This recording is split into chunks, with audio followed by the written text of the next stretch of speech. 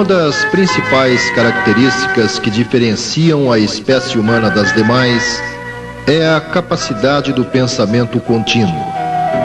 Representa um potencial capaz de criar ou destruir. Estudos desenvolvidos no nosso século comprovam que pensando emitimos ondas mentais carregadas de energias positiva ou negativa na direção do objetivo de nossos pensamentos. Inconsciente quanto a essa ocorrência que se manifesta incessantemente a partir de si mesma, a criatura humana não tem controle dessa força, dispersando energias ao pensar, por exemplo, em várias coisas ao mesmo tempo. Ignora também que, além de emissora, é receptora de ideias e energias. Pensando, liga-se a faixas às quais se sintonizam outras mentes. Fenômeno similar ao do aparelho de rádio, que capta e reproduz sinais em frequências e faixas diferentes, veiculando mensagens boas ou más. Esse desconhecimento requer um esforço muito maior todas as vezes em que tenta se concentrar em algo.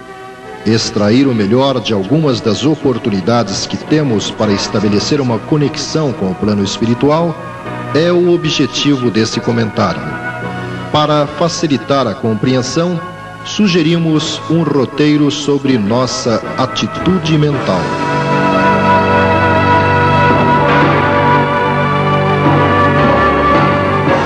André Luiz, reproduzindo o diálogo com o instrutor espiritual Aulus no livro Nos Domínios da Mediunidade, diz que a oração é prodigioso banho de forças, tal a vigorosa corrente mental que atrai. Do ponto de vista coletivo, quando participamos de uma prece em um conjunto de pessoas, o elemento que a está proferindo pode ser comparado ao regente de uma orquestra.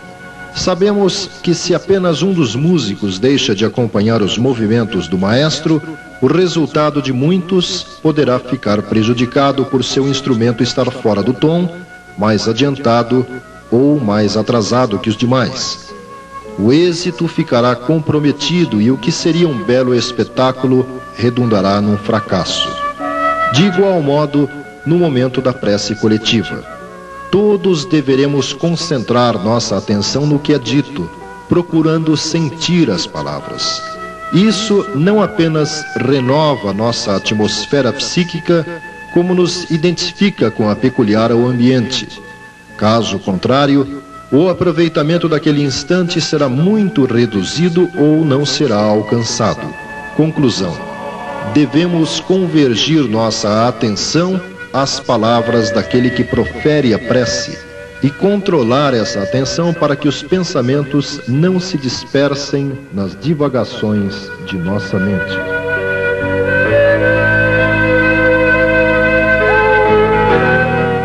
Emmanuel, orientador espiritual de Chico Xavier, discorrendo sobre vibrações no livro Paz e Renovação, lembra que no terreno do espírito a vibração pode ser entendida como oscilação ou onda mental que projeta-se de nós ou nos atinge, carregando as energias ou fluidos que as motivaram. Do ponto de vista coletivo, o exemplo da orquestra também pode ser lembrado. Quando nas reuniões públicas alcança-se o momento das vibrações, devemos fixar nossa atenção no que diz o condutor dessa parte do trabalho, sentindo as palavras articuladas para que, sintonizados numa mesma faixa de pensamentos, não apenas recebamos aquele banho de energia peculiar à prece, mas também cedamos fluidos para a equipe espiritual que se movimenta no ambiente, que a canalizará e aplicará a outros assistidos pelo grupo.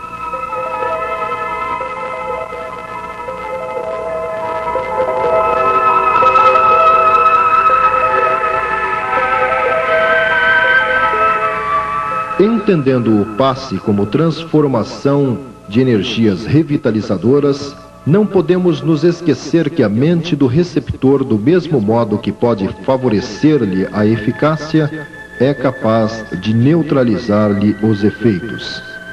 Para se sentir os efeitos do passe, é necessário criar condições psicoemocionais para isso. André Luiz, ainda no livro Nos Domínios da Mediunidade, lembrando palavras do instrutor espiritual Aulus, afirma que o estado de confiança representa a tensão favorável à percepção dos resultados. Essa tensão decorre da fé.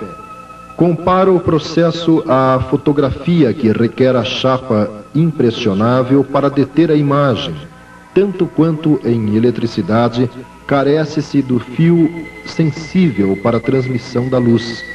Sem recolhimento e respeito na receptividade, não conseguimos fixar os recursos imponderáveis que funcionam em nosso favor. Portanto, na hora do recebimento do passe, procuremos neutralizar a curiosidade improdutiva. Mentalizemos Jesus, ou quadros da natureza que nos sensibilizam o coração, e somente assim possibilitaremos a assimilação pelo nosso corpo espiritual das energias transmitidas pelo passe. Renovemos o pensamento e tudo se modificará conosco. A mente reanimada pelo passe reergue as vidas microscópicas que a servem no templo do corpo.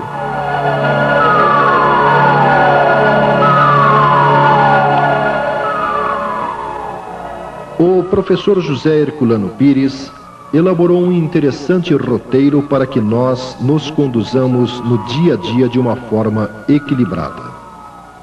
Primeiro, ao acordar, diga a si mesmo: Deus me concede mais um dia de experiências e aprendizado. É fazendo que se aprende. Vou aproveitá-lo. Repita isso várias vezes, procurando manter essas palavras na memória. Segundo, ligue-se a pensamentos bons e alegres. Repila as más ideias. Compreenda que você nasceu para ser bom e normal. As más ideias e as más tendências existem para você vencê-las, nunca para se entregar a elas. Terceiro, mude a maneira de encarar os semelhantes. Na essência, somos todos iguais. Se alguém está irritado, não entre em sua irritação. Trate-o com bondade. Ajude-o, que também será ajudado. Quarto, vigie seus sentimentos, pensamentos e palavras das relações com os outros. O que damos, recebemos de volta. Quinto, não se considere vítima. Você pode estar sendo algoz sem perceber. Pense nisso constantemente para melhorar suas relações com os outros. Viver é permutar. Examine o que você troca com os outros. Sexto, ao sentir-se abatido, não entre neste astral. É difícil sair dele. Lembre-se de que seus males são passageiros, mas, se você os alimentar, eles durarão. É você que sustenta seus males. Cuidado com isso. Sétimo, frequente a instituição com que se sintoniza. Não fique pulando de uma para outra. Quem não tem constância, nada consegue. Oitavo, se você ouve vozes, tem visões, sente toques ou arrepios, não dê atenção. Nem se assuste com esses efeitos físicos. Leia diariamente, de manhã e à noite, ao deitar-se, um trecho de O Evangelho segundo o Espiritismo e medite sobre o que leu. Abra o livro ao acaso. Neutralize influências negativas com o poder de sua vontade. Nono, reformule o conceito de si mesmo. Você não é um pobrezinho abandonado ao mundo. Os próprios vermes são protegidos por leis naturais. Estabeleça pouco a pouco o controle de si mesmo com paciência e confiança. Você não depende dos outros. Depende de sua mente. Mantenha-a arejado. 10º. Estude as obras de Allan Kardec.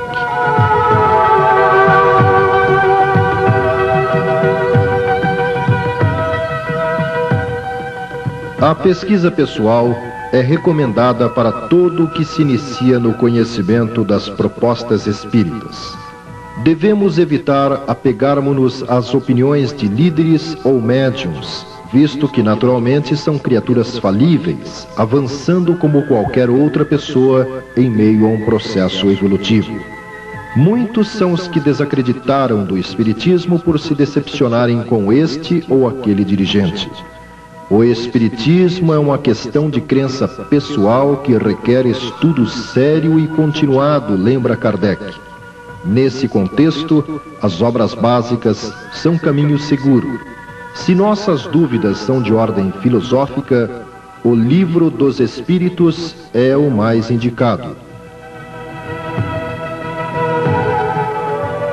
Se pretendemos nos desenvolver na ciência das relações entre os dois planos através da mediunidade, o Livro dos Médiuns é o caminho. Se as questões de ordem moral nos incomodam, o Evangelho segundo o Espiritismo é o remédio. Se o futuro de toda criatura humana nos atemoriza, o céu e o inferno, ou a justiça divina segundo o Espiritismo, pode nos tranquilizar. Se nossas origens, a atividade maravilhosa de Jesus ou a possibilidade de antever-se o futuro constituem-se em nossas preocupações, a Gênese é onde encontraremos elementos seguros para nossas reflexões. Comecemos pelo começo, é o lema que deve nos estimular.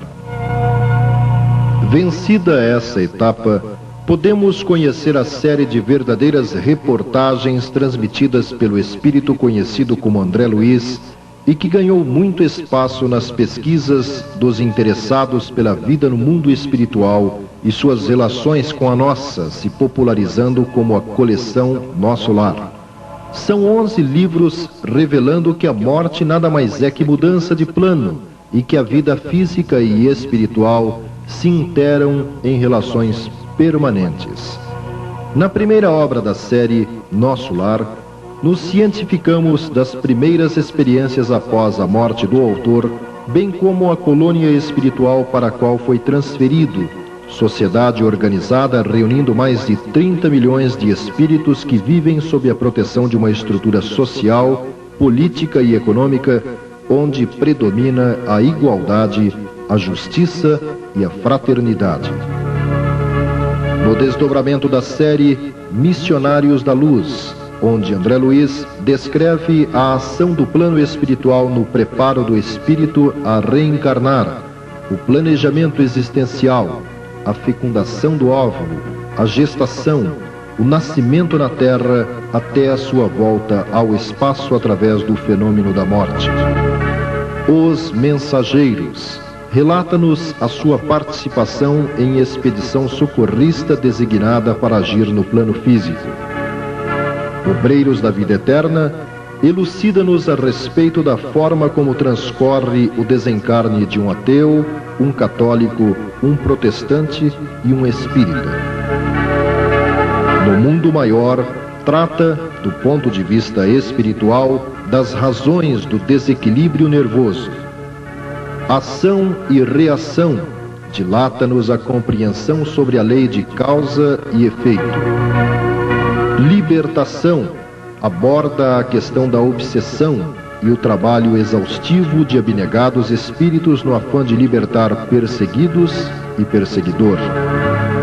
Entre a terra e o céu, explica-nos o mecanismo da prece e o processo socorrista que desencadeia. Nos domínios da mediunidade, apresenta na prática um estudo sintético sobre mediunidade.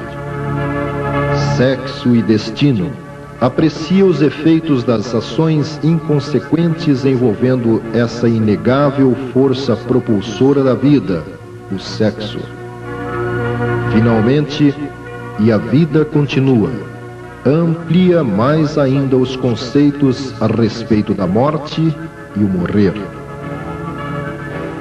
Se a sua curiosidade envolve temas ligados à origem da Terra e da espécie humana sobre ela, os livros recomendados são A Caminho da Luz, de Emmanuel, e Evolução em Dois Mundos, de André Luiz, ambos recebidos pelo médium Francisco Cândido Xavier, além de Evolução Anímica, de Gabriel Delany, e Morte, Renascimento e Evolução, de Hernani Guimarães Andrade. No aspecto moralizador, ou mesmo consolador da doutrina espírita, são centenas de títulos publicados. Identifique seu interesse e converse com algum dirigente do Centro Espírita, da livraria ou da biblioteca do mesmo, a fim de obter uma indicação mais específica.